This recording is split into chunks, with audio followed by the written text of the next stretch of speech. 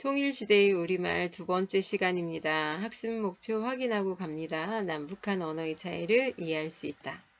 남북한 언어의 차이를 극복할 수 있는 방안을 모색하는 태도를 지닌다.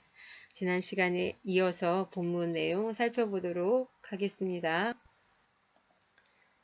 지난 시간에 배운 내용 다시 한번 확인해 볼게요. 교과서 수시로 읽어 두는 것이 좋습니다. 통일시대의 우리말로 남북한 언어의 동질성을 회복해야 하는 까닭 1번에 나와 있었는데요.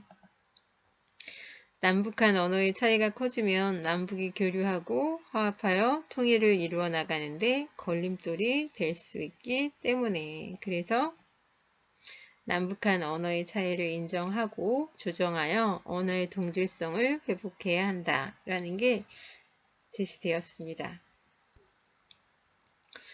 남북한 맞춤법의 차이를 지난 시간에 확인했었는데요. 3가지 정도 확인했습니다. 기억나시나 한번 떠올려 보시겠습니까? 기억나십니까? 뭐가 있었죠? 나룻배, 나루배. 무슨 차이였습니까? 네, 사이시옷을 남한은 사용하는 데 비해서 북한은 사용하지 않는다. 합성어를 만들 때. 확인할게요. 네, 사이시옷을 남한은 사용하고 북한 사용하지 않음. 도움 법칙은 남한 인정하고 북한 인정하지 않음. 띄어쓰기 남한은 의존명사를 띄어 쓰는데 북한은 붙여 쓰는 경우가 많다라고 해서 사이시옷의 예로 나룻배. 북한의 말로 나루배. 도움 법칙 남한은 인정해서 리용 그러지 않고 이용이라고 하고, 북한은 리용이라고 한다. 남한은 띄어쓰기 의존명사 띄어써서 건널 것이다 라고 쓰는 반면에 북한에서는 붙여 써서 건널 것이다 라고 붙여 쓰는 것이 조금 더 광범위하다 라는 말 하였습니다. 띄어쓰기는 남북한 모두 단어 단위로 띄어쓰는 것이 원칙이지만 북한은 붙여 쓰는 경우를 남한보다 넓게 규정하고 있어서 건널 것이다. 의존 명사를 붙여 썼다라는 말 하였습니다.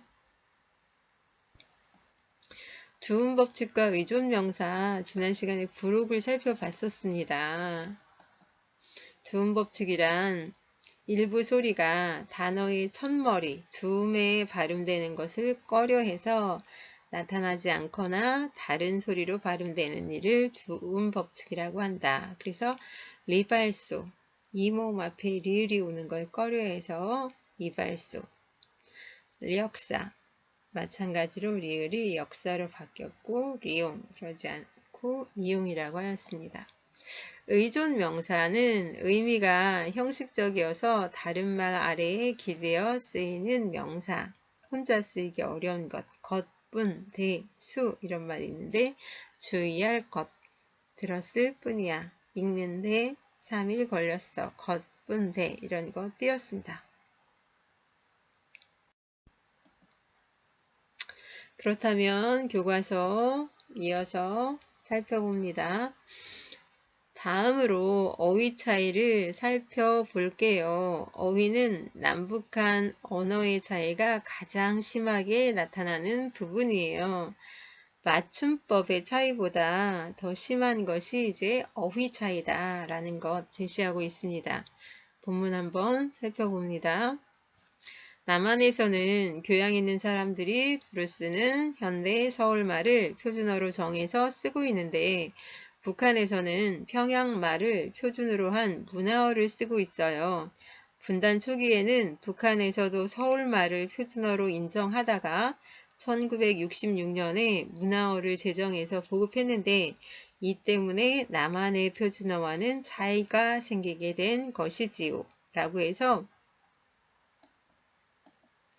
남한의 표준어와 북한의 말이 차이가 생긴 이유로 북한의 문화어 제정에 대한 이야기를 하였습니다. 그런데 여기 우리나라의 표준어 제정 원칙 3가지가 제시되어 있어서 그것도 살펴보고 갑니다. 맨 처음에 표준어를 정했을 당시만 해도 교양 있는 사람들 대신에 중류층이란 표현을 사용하였습니다. 계층상 중류층이란 표현을 썼다가 그것을 다시 수정해서 교양 있는 사람들이란 말을 붙였습니다. 왜냐하면 중류층 중에서도 약간 교양 없는 비속어를 사용하는 사람들도 있기 때문에 교양 있는 사람들이란 표현을 써서 예를 들자면 대가리는 비속어이고 머리는 표준어입니다. 비속어를 표준어로 삼지 않는다고 생각하시면 되고요. 표준어 3대 원칙 중에 두 번째가 시대상 요즘 현대 쓰이는 말을 표준어로 정한다. 알고 있는 말로 옛날에는 매라는 말, 매산 생각하면 되는데 현대는 산이라고 하는데요. 현대 사용하는 산을 표준어로 정한다는 거 이미 알고 있는 거 다시 확인하였습니다. 지역적으로 서울말을 표준어로 삼는데 서울이 문화적으로나 사회적으로나 교통의 요충지이기도 하고 중심지이기 때문에 서울말, 수도의 말을 표준어로 삼아서 방언인 어메, 아베 말씀 잘 듣거래 이런 방언을 표준어로 삼지 않고 엄마 아빠 말씀 잘 들어라 지역적으로 서울말을 표준어로 정한다. 우리나라 이제 표준어 제정 원칙을 한번 살펴보겠습니다. 본문의 내용 이어집니다. 남한을 기준으로 볼 때 남한과 다른 북한의 어휘는 크게 세 가지 유형으로 나누어 설명할 수 있어요. 첫 번째 유형은 북한의 방언을 문화어로 삼은 어휘예요. 북한에서 문화어를 정할 때 평안방언이나 함경방언을 적지 않게 문화어로 인정했어요. 그래서 남한에서 표준어로 인정하지 않거나 쓰지 않는 어휘가 북한의 문화어에 많이 포함되어 있답니다. 예를 들어 문화어의 계산이, 가마치, 망돌은 표준어의 거위, 누룽지, 맷돌에 해당하는 말로 원래 방언이던 것이 문화어가 된 것이에요. 지금 남한과 북한의 어휘 차이로 크게 세 가지 중에 첫 번째, 북한의 방언을 문화어로 삼은 예를 들고 있습니다. 남한과 다른 북한의 어휘 유형 첫 번째로 북한 방언이 문화어가 되었다. 무슨 말인가 하면 남북이 분단되기 이전에는 서울말이 지금 우리가 사용하는 표준어가 남북한 공입 표준어였었는데 북한에서 1966년 문화어를 제정하면서 평안방언이나 함경방언이 문화어가 되다 보니 남한의 표준어와 차이가 생기게 되었다라는 이야기를 하는 것입니다. 서울말 중심의 표준어일 때는 평안 지역이나 함경 지역에서 쓰던 말들이 이제 방언이었잖아요. 충청도, 경상도, 전라도 방언처럼. 그런데 남북이 분단되면서 평양이 북한의 수도가 되다 보니 평양 중심의 말들이 북한의 문화어가 되었을 거 아니에요. 그러다 보니까 평안 방언이던 것이 또는 함경 지역 방언이던 것이 북한의 문화어로 제정되면서 우리의 서울말과 차이가 생기게 되었다는 이야기입니다. 그래서 예로 계산이, 가마치, 망돌 이런 예를 들었습니다. 무슨 말인지 잘 모르겠잖아요.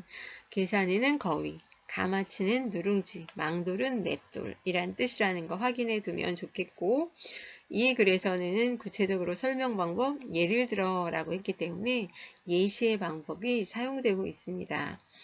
여기까지는 남한과 다른 북한의 어휘 유형의 첫 번째로 세 가지로 나누어 봤는데 첫 번째로 북한의 방언을 문화어로 삼은 어휘 그리고 구체적인 예로 계산이와 가마치와 망돌을 예로 들고 있습니다.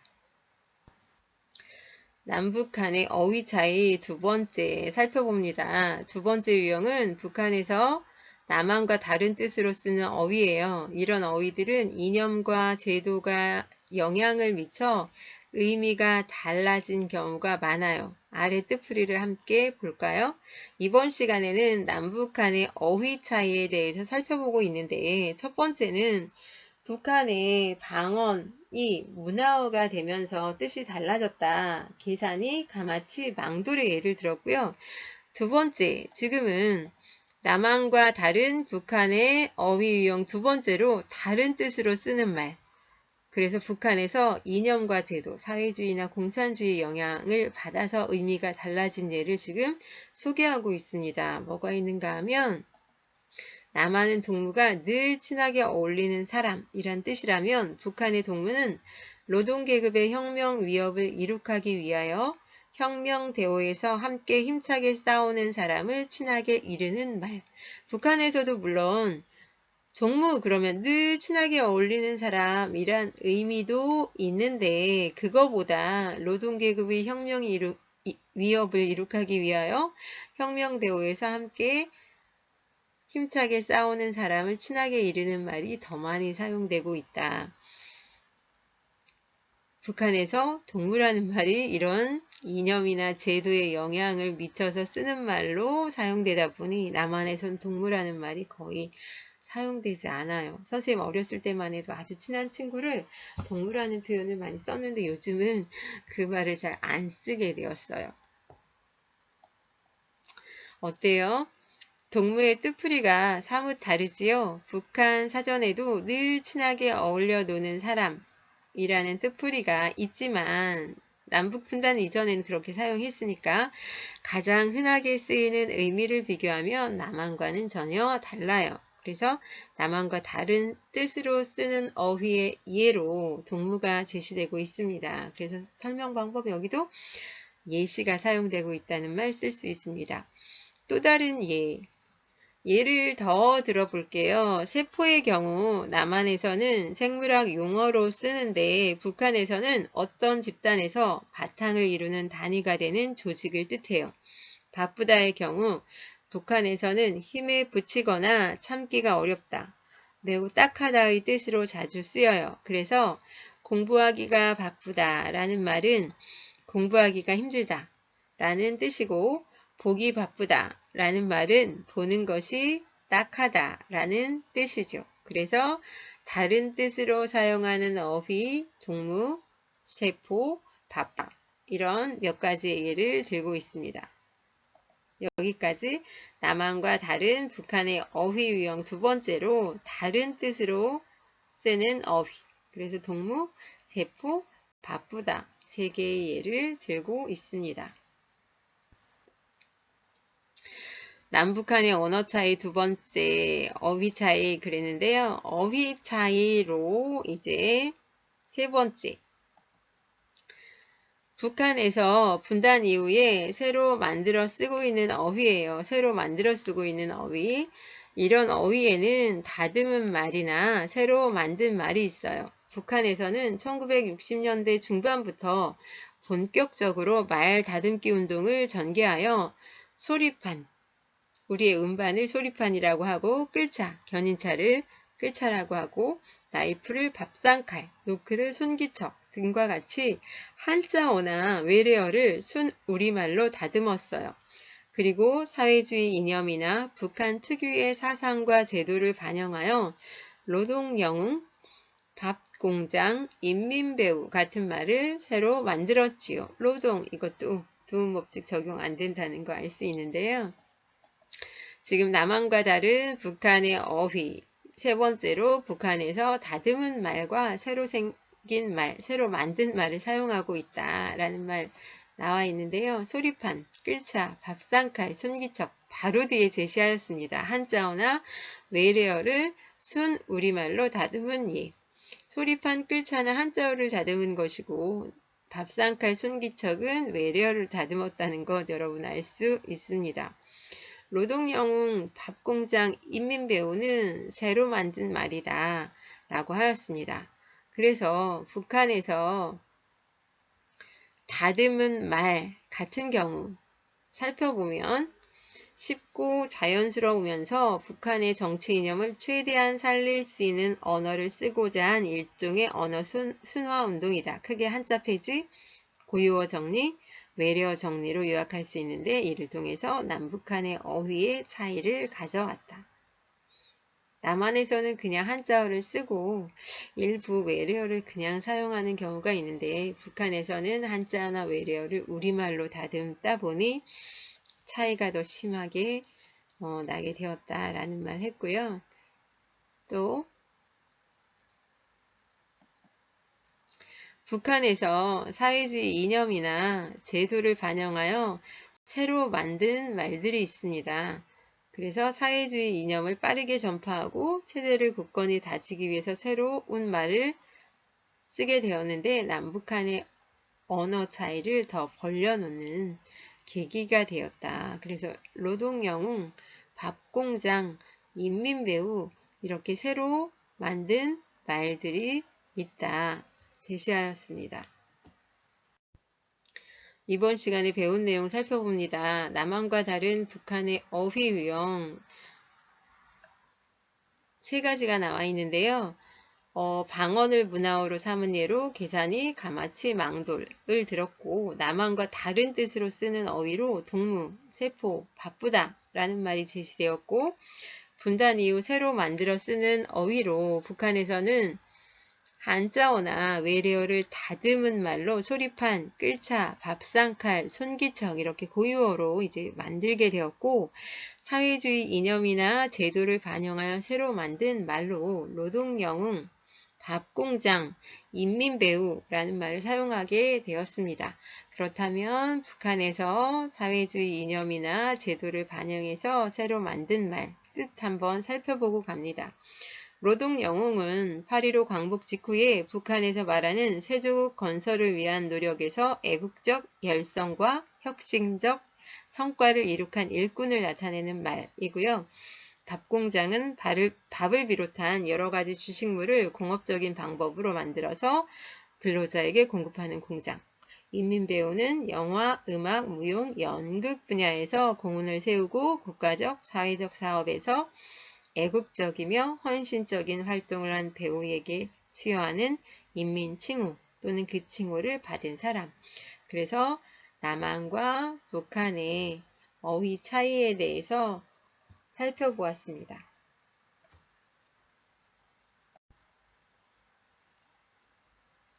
지금 낱말이 먼저 제시되었는데요.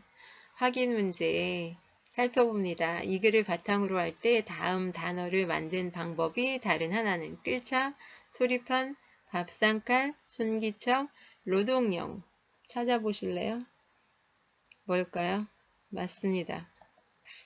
노동영웅입니다. 끌차, 소리판, 밥상칼, 손기척 같은 경우는 다듬은 말이라고 생각하시면 되고 노동영웅 같은 경우는 새로 만들어진 말. 다음 중 북한의 이념과 제도의 영향을 받아 남한과 달라진 어휘에 해당하는 말. 동무, 계산이, 망돌, 가마치, 손기척. 뭐겠습니까? 네, 동무입니다. 북한의 이념과 제도의 영향을 받아서 남한과 다른 의미로 사용되는 것. 계산이, 망돌, 가마치는 북한의 방언이 문화어가 되어서 이제 뜻이 달라진 거고, 손기척은 원래 노크라는 외래어를 북한에서 이제 고유어로 다듬은 말. 그러다 보니 우리와 뜻이 좀 많이 달라졌다라는 게 제시되었습니다.